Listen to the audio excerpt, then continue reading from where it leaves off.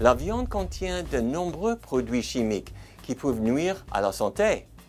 Le cholestérol, de mauvaises graisses et les substances cancérigènes. Il y en a un de plus qui est important à connaître.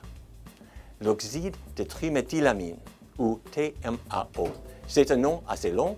Cependant, il faut savoir que le TMAO entraîne la formation de blocages artériels qui peuvent provoquer une crise cardiaque.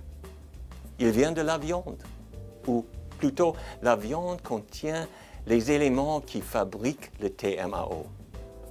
Le microbiote intestinal les transforme en TMAO qui nuit ensuite au cœur. On se posait cette question.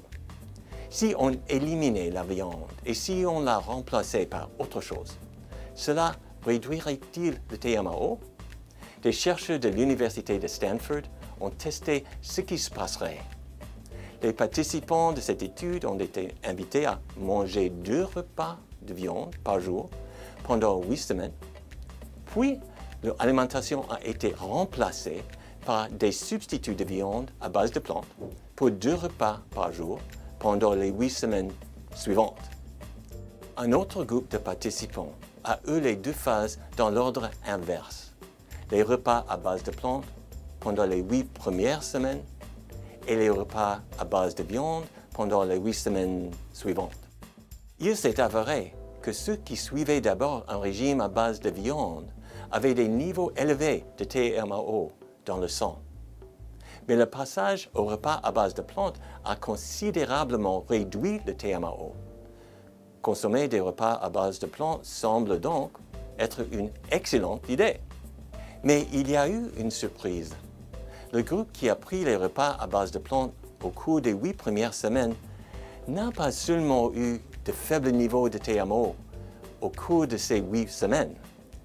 Il semble que les repas à base de plantes aient également modifié le microbiote intestinal des participants, de sorte qu'ils ne pouvaient plus fabriquer beaucoup de TMAO par la suite.